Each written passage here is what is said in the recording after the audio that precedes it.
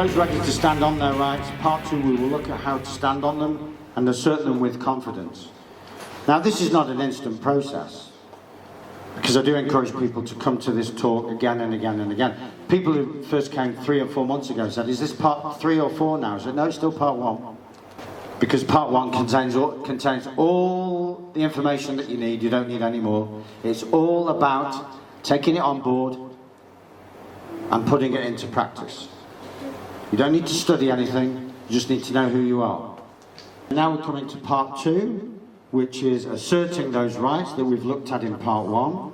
A very simple and solid defence or shield at common law to being harassed, prosecuted, or threatened with prosecution is simply to assert lawful excuse. So if you're being asked for a reason why you're doing what you're doing, you just say lawful excuse.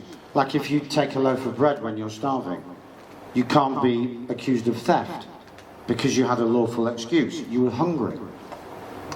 Similarly, if you're being asked why you're not wearing a mask, lawful excuse. The right to breathe fresh air, the right to life. There's awful complications take place when people start standing under the Equality Act and the Disability Act. I'm not saying you shouldn't try that. If all else fails, try that. But you don't need to go that far. Just say, I'm a man or a woman standing under common law, the law of the land. I have the right to life. And I have the right not to be submitted to your accusations because I have the excuse that I'm protecting my own right to life, which is to breathe fresh air. Out on the streets, your basic sovereign shield, apart from lawful excuse, is to ask questions or answer a question with a question. But again, we all went to school for way too long, and when the teacher stood over you, towered over you, intimidated you and asked you a question, what did you do? You answered it. As king says it all, doesn't it? As king, as sovereign, as king. So you're stopped in the street and asked, are you part of an organised illegal gathering? Or whatever it is they ask you these days. Am I obliged to answer that question? Very simple. They've asked a question and then you're asking a question in return which goes to the nature of obligation. You know you're a man, you know you're a woman, you know that men and women are not obliged to do anything without their consent, you know that you don't wish to answer that question, you know all these things. So why would you answer that question? It creates a void which makes everyone nervous, so fill the void with a question. Am I obliged to answer that question? Constable, not officer, we'll come to that in a minute. Don't call them officer. Because on that, remember on the law of the sea, the maritime law, you're only a Mr., a Mrs. and a Ms, the lowest rank on the ship. So if you refer to someone as an officer, you are instantly subordinating yourself. If you refer to yourself as a parent and your boy or girl as a child, you're instantly subordinating yourself to the teachers who represent the government. They represent the captain of the ship. First officers. Here's a preemptive strike. If someone approaches you in a uniform, let's say for the sake of argument it's a police officer, if it's anybody else, you should just turn your back. In fact, even if it's a constable, turn your back. You can say, as a preemptive strike, Constable, I do not recall summoning you. In other words, you don't fancy engaging with them whatsoever. I do not recall summoning you, you are therefore dismissed and free to go. If they don't go, they're in trouble. You've asserted authority over the constable. If he's acting under oath, he has to respectfully obey that command. If he doesn't respectfully obey that command, he is outing himself as a government, business, policy, corporate enforcement agent. So they're backed into a corner. So while he's umming and ahhing about his true status, because you've labelled him constable, you can again fill that void and say, constable, what crime are you investigating? Am I under arrest? If I'm under arrest, could you articulate the reasonable suspicion or cause for that arrest? Make them squirm, get them to feel the discomfort that they delight in making you feel. Someone once said the meek shall inherit the earth. No, they won't. That was another scam, folks. Neither will the evil, but who will inherit the earth are those who know who they are. those who prepare to stand in their own divinity and their own authority, they will inherit the earth. That will be us. Policy enforcement. So if you have not managed to get him or her to admit that they are constables under oath, then they are policy enforcement agents. That's it. And then you can say, ah, right, so if you're operating as a government policy enforcement agent, then I do not wish to contract with you, because we're in the world of commerce, shipping, maritime admiralty. It's pure business. So you just say, no deal. That's it, no deal. Could you explain what is meant when we say that we are governed by consent? Well, this is a more of a philosophical question, if things are not too fraught. If you're short on confidence or experience, then simply say, I do not answer questions. That's a really good one. So if you're short on confidence, you can either just remain silent, turn your back. That's a marvellous strategy for someone who's a rookie, a newbie to the World War III. I do not wish to contract with you. These are, so basically we've got total silence, turn your back, preemptive strike, do not answer questions. Am I obliged to answer that question? I do not wish to contract with you is also a very good one. The most cunning question from a policy enforcement officer is, do you understand? No. And just reflect, just knee-jerk reaction, just say no, because you don't, because they're talking legalese. You're endeavouring to speak English. And you can even describe, I'm sorry, your officer, I don't understand. You're speaking legalese. I speak English. I'm native Englishman. I'm native Englishwoman. You're talking gibberish. Because in legalese, understand means stand under. As a wise man said to me recently, if they had anything on you, they wouldn't be engaging in conversation. You would already be in the back of a van. Turn your back. Stay silent. Someone who's in the freedom movement was arrested and kept for about 23 hours, he said. In that 23 hours, he did not utter a single word to anyone. How many of us could achieve that? When they let him out, which they have to do because he hasn't committed any crime, and he's not given any details, he was talking to them outside. They asked him a question outside, he's obviously free to go. And they said, oh, so you do speak, so you can talk. Well, of course I can talk now, because I'm free to go. Well, I'm not going to talk in there, am I? That's giving you joinder. If you answer any question at all, you have given joinder. If you have any conversation, lovely weather, isn't it? Yes, it is. Joinder. Because it's two worlds that don't coincide unless the conversation makes them coincide. The officer is not trying to go on a date with you. He's trying to trap you. So, nice afternoon, isn't it? Silence. Yeah, because they're trained to hop from question to question to question. Meanwhile, your resistance is crumbling. And at some point, you're going to give them joinder. I'm not saying that talking about the weather is giving them joinder, but it can easily lead to joinder just like that. Just before you know it, you've given them joinder. For example, would you do me a favour? Would you? He might say, or she, would you mind standing there because I can't? If you move under a request or an instruction, you've surrendered your common law authority. Yes, I would mind. If you can't see past me, you move. You're my servant. You're a constable. Move. That's the tone of voice that you need to use to get them to follow your instructions, because they are your servants. So if you give them joinder by answering a question or following an instruction, you have consented to being the person, and you now become vulnerable. If you're vulnerable, start recording, get the phone out if it isn't already out, and get a badge number and name, okay? Because that's your defense against being vulnerable, is to have their details so that you can keep a record of what is about to occur. Vulnerable here means vulnerable to arrest if you do not cooperate by giving your name and address for the so-called penalty notice. But because the Coronavirus Act was not fully implemented, it's never been activated, it's not, we know that it's not law. Once you follow the logic of common law, it's not law. It wasn't even legalese rules, it's nothing. The coronavirus, even if it exists, was downgraded. So their legislation was never activated. So it's all a pantomime. So when I was arrested on the promenade at Morecambe, I gave them joinder happily, because I knew that all they wanted was a name and address, and I knew that as soon as they had that name and address, I was free to go. So why would I hold on to my own name and address when I know that it's not going to have any comeback, because there's nothing, it's all a pantomime.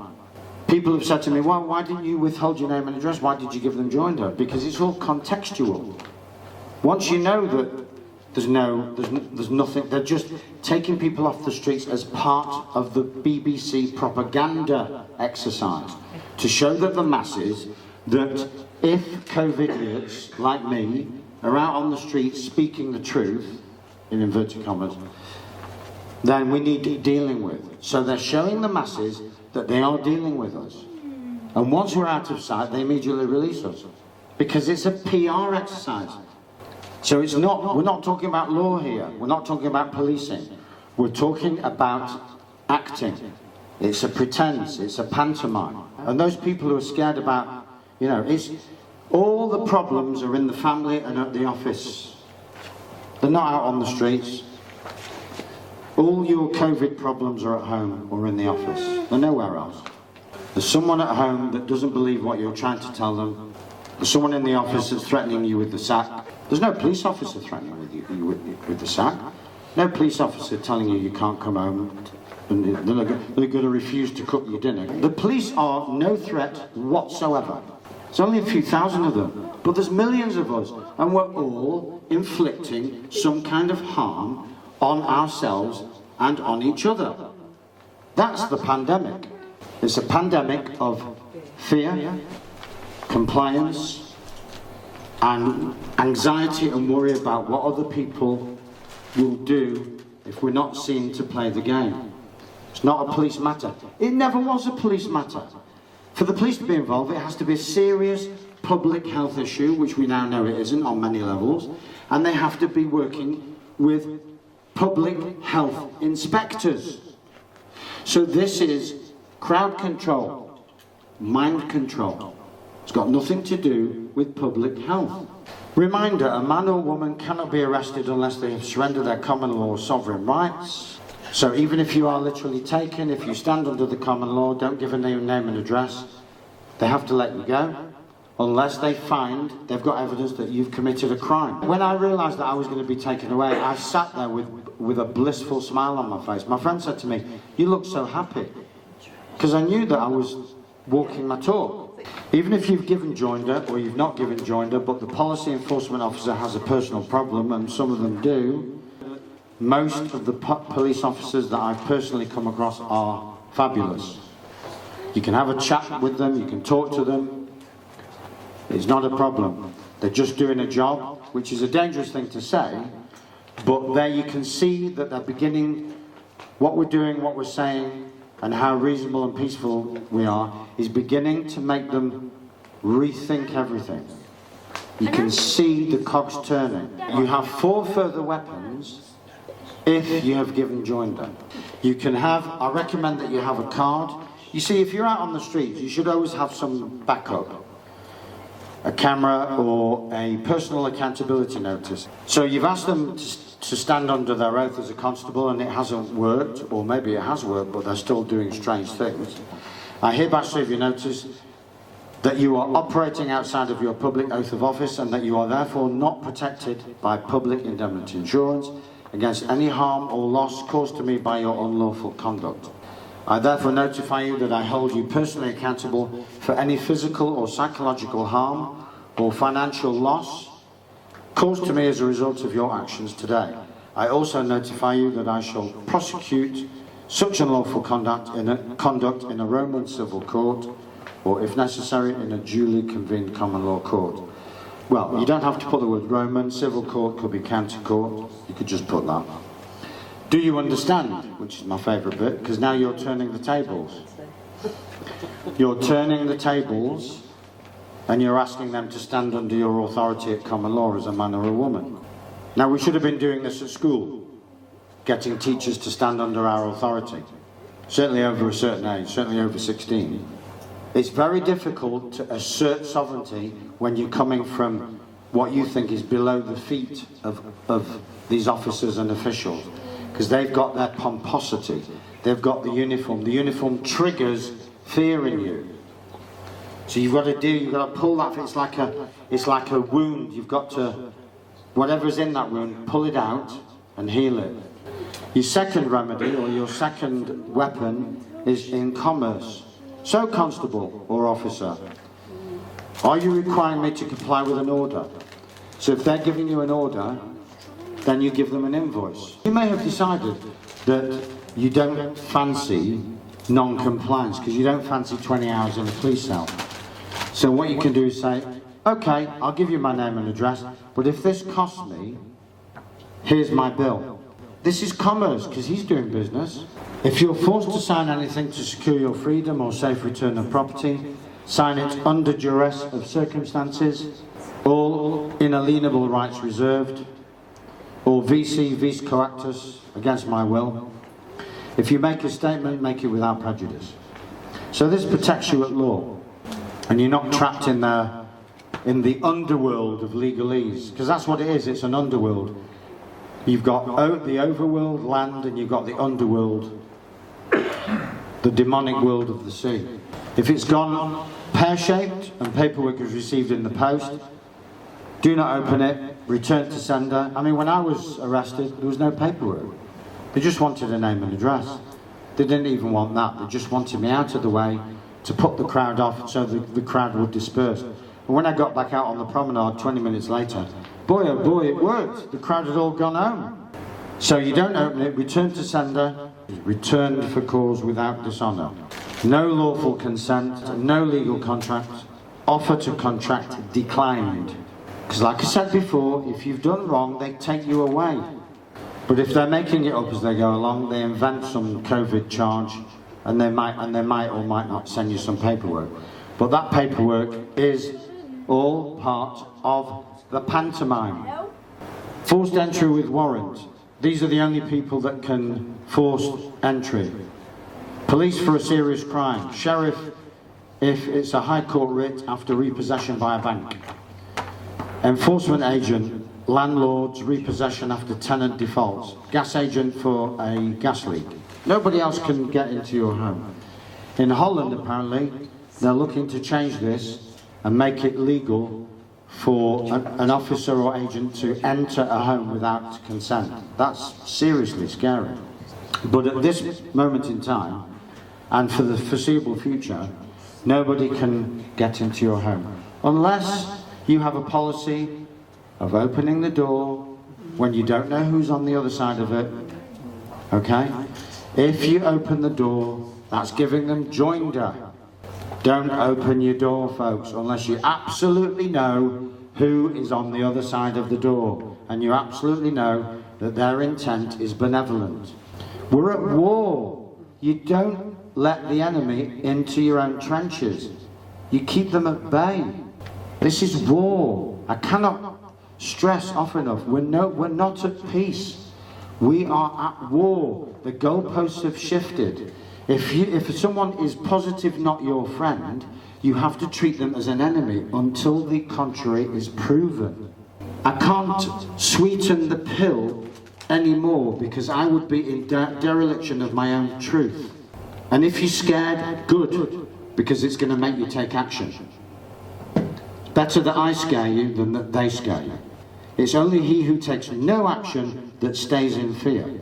Once you start taking action and asserting yourself, the fear just evaporates. If you're at home or in business, private by appointment only is all you need to put up. If your business is run from home, private by appointment only. When you put up a private notice, you take yourself out of the public domain and into the private domain, into the law of the land, into the law of real men and real women, where whoever is at the door needs your consent to come in. Since I put my private by appointment only sign up, I've not had anyone knock at my door, apart from friends.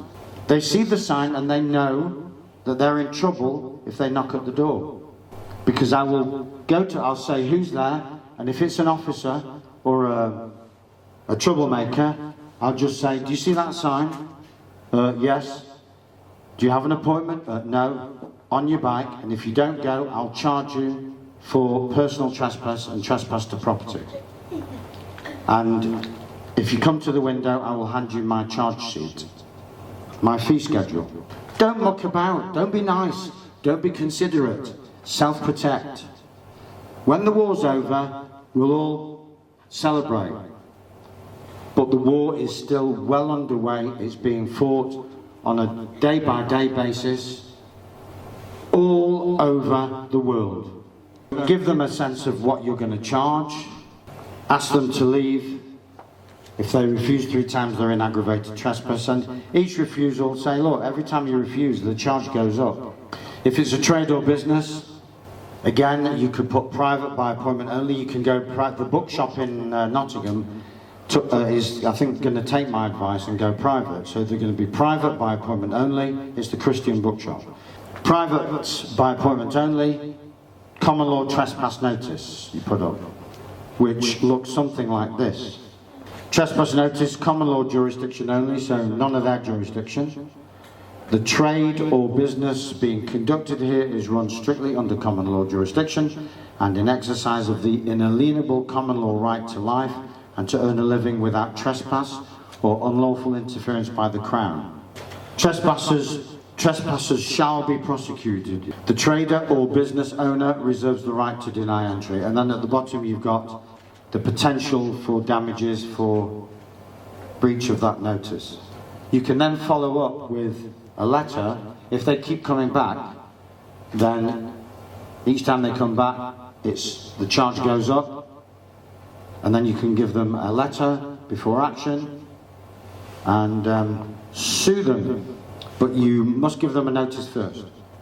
You can't just sue somebody. You've got to give them a notice of what they're doing wrong and what it will cost them if they don't stop doing wrong. It's a step-by-step process. Give them a notice, give them a fee schedule, give them a letter before action. If you've still got no joy, take them to the money claims court online. It's dead easy. Shopping or travelling, refused entry to shop or asked to leave a train without a mask. Health and safety evaluation, ask for that. Ask for equality impact assessment. Give a personal liability notice, the same one that you give a police officer or constable, and give them an invoice if you feel that they have caused you distress, alarm, embarrassment, shame, whatever.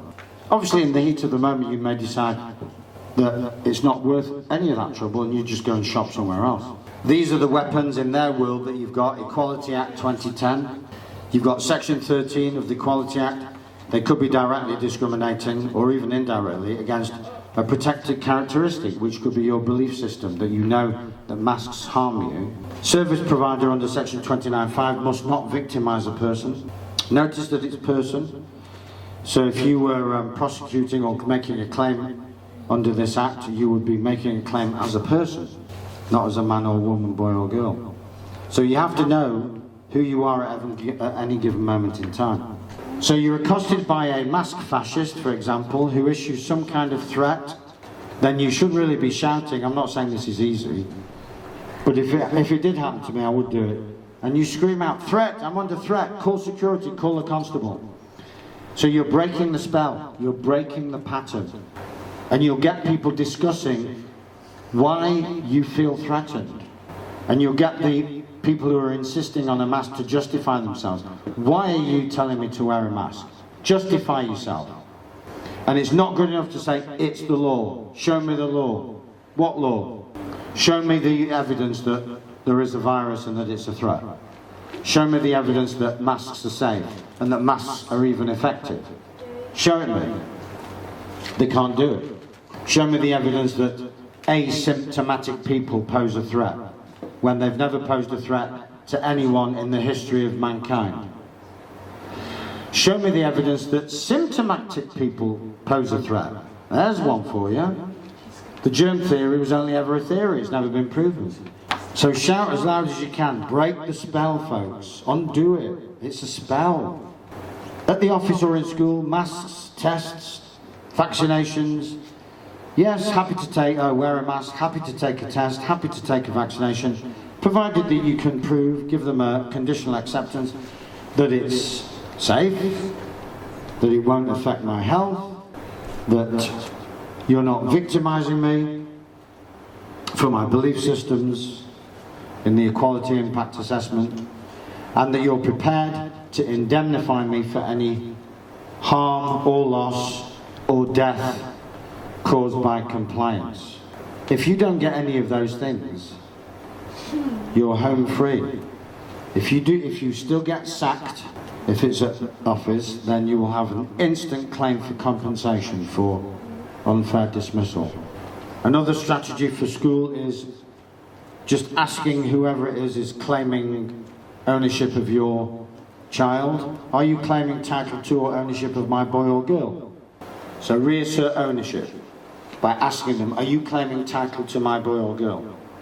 Because they want your boy or girl to comply, and they're referring to them as a child. So they're trying to trap you, trying to get joinder off you. It's not just police officers that get joinder.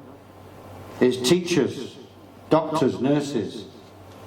They don't know they're doing it. But when they refer to you as Mr., Mrs. and Ms. or whatever, and you don't object, then you're giving joinder. If someone refers to you as Mr. Jones, just say no, call me John. If you respond to Mr. Jones, you've given joinder. And then you wonder why they go and do what they do. Well, because you gave your consent. When you responded to Mrs. Smith and Mr. Jones, you were subordinating yourself, because they are government agents, government officers of a higher rank than the civilian rank of Mr. and Mrs. Ms. Okay, so keep yourself equal at law by standing under your Christian given name. Call me John, call me David, call me Margaret, call me Hillary, whatever. And don't let them refer to your son or daughter, boy or girl, as a child. Because again, if you allow that, or if you don't correct it, you're giving joinder. And now we know why social workers can just waltz off with your boys and girls. Why teachers can vaccinate all the people that come while your boys and girls are at school. Because you gave joinder. And you gave away ownership to the state. In other countries it's more obvious. They just put a gun at your head and just say, we're vaccinating your child. But in this country, we've got a get-out clause, and it's called knowledge.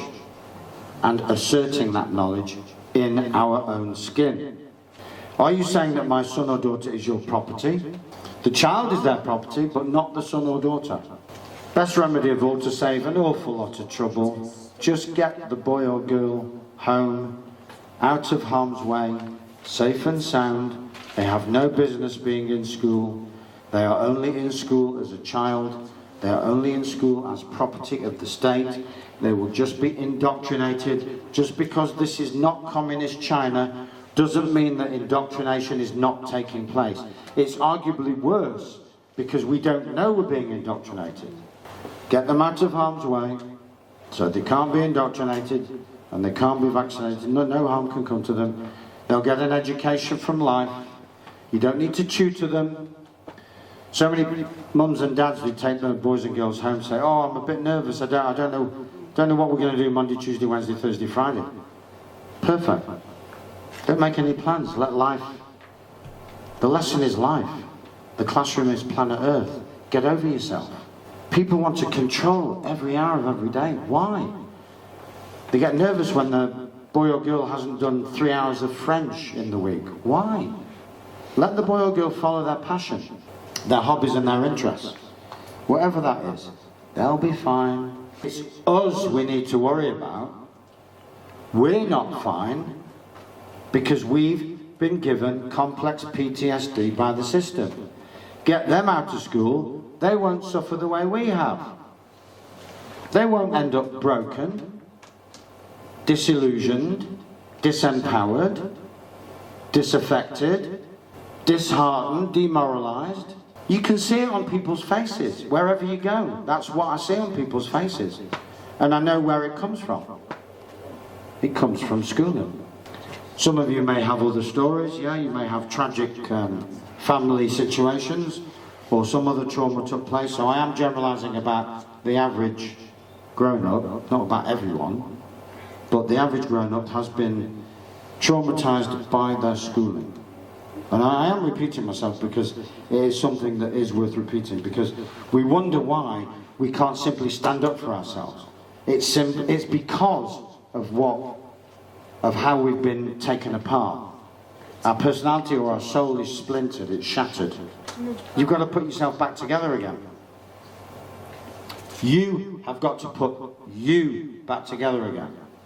No one else will do it for you, because they don't know which piece goes where, but you do. If you're talking about adult vaccinations, again, no such thing as mandatory, that's just a sick joke. Article 6 of the Universal Declaration on Bioethics and Human Rights. Well, we know from common law that nothing can happen without our consent, so we don't even need this. This is talking their language now. So talking their language, UDBHR 2005, Article 6, they must have your individual informed consent for any medical intervention, and that includes a mask. Wearing a mask is a medical intervention. You're not putting on a cap or a hat or a sock. It's going to impede your breathing. It's therefore a medical intervention. It's covered by common law, right to life, and it's also covered by the Universal Declaration on Bioethics and Human Rights, Article 6. Consent must be freely given, you must also be able to refuse freely. They're being trained at the moment to offer people vaccines, and they're being trained in the issue of consent. So they acknowledge this, they have to acknowledge this. This is world legislation. So all those people out there are fretting about mandatory vaccination, stop it. There's no such thing. No such thing. There can't be. That would just be straight off genocide. And even the most evil plotters in the world are not going to do straight off genocide, because it'd be just too obvious when 1 million people drop dead in a week. Nuremberg Code, if the vaccine has not been proven safe after clinical trials on animals, then it classes as a human experiment. It's totally illegal and a crime against humanity. So whatever they're offering, it's not even a vaccine anyway, you can't vaccinate against a virus, but whatever it is that they're calling a vaccine is a human experiment and therefore a crime against the Nuremberg principles. If you're required to wear a mask for medical or dental treatment, then the NHS has a constitution. Under the constitution, they cannot refuse medical treatment. It would be a common law breach of your right to life. It would be a statutory breach, Equality Act, Disability Act, and it would be against their constitution, so it's a triple whammy, isn't it? But you have to be belligerent, because they're under instruction. No, sorry, you can't come in without a mask. I'm coming in. And you tell them why you're coming in. You don't negotiate with them.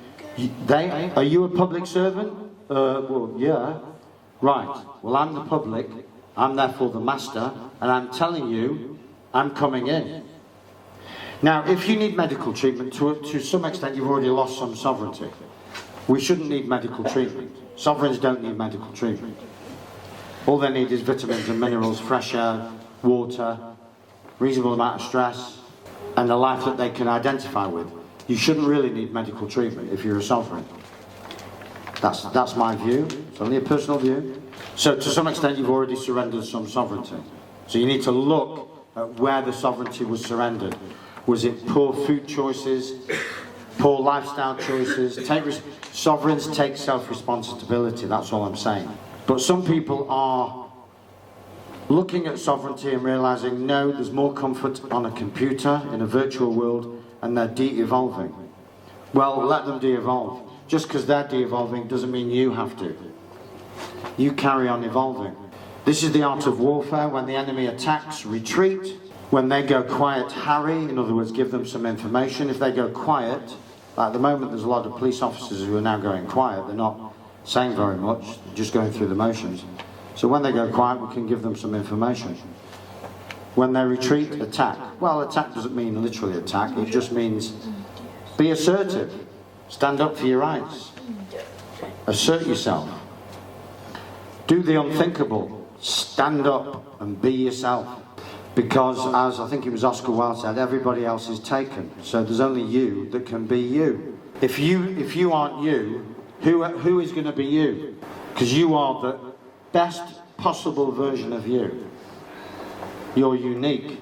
So if you don't stand up and be you, it's a waste of a you. So a sovereign knows who they are, they know their rights, they cannot be bullied, they think for themselves, they're unplugging from the matrix, they respect their holy land is their physical body. A sovereign is, to a certain degree, arrogant. Don't worry about arrogance, that's how you assert yourself. It's something that they will label you to try and make you back down. Don't back down just because someone's calling you arrogant. Be arrogant. If they call you arrogant, be even more arrogant. It makes them feel uncomfortable. That's what you need to do. Get them out of their comfort zone. They're being pompous when they try and tell you things that they have no right to tell you. And your arrogance will trump their pomposity every day of the week. A sovereign doesn't self-harm, so they look after their holy land. They don't do a job they hate. They don't live with people they don't get on with. They're conscious of making good, sensible decisions as often as possible.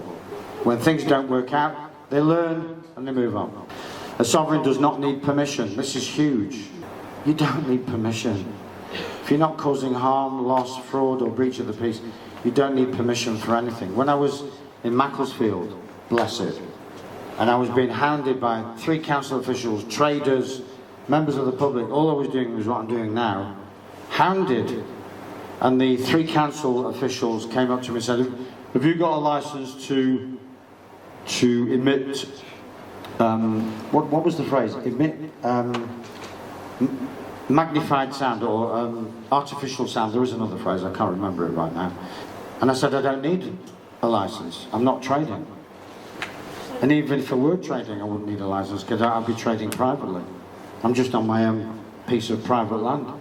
But if you think I'm wrong and if you think I'm breaking your laws, you go and research it and send me a legal notice. Now, obviously, I'm going to be gone in an hour or 2. It would take them a month to do that. And that was then gone. I didn't need their permission. They tried to tell me that I needed their permission. But how could I possibly need their permission? Because I'm not causing harm, loss, fraud, or breach of the peace. I actually said to them, look, I'll meet you halfway.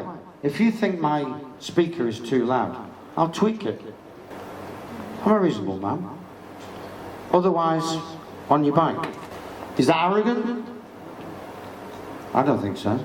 That's just me standing up for myself. That's me, standing up for humanity. If that's arrogant, we're all lost. We might as well give up now.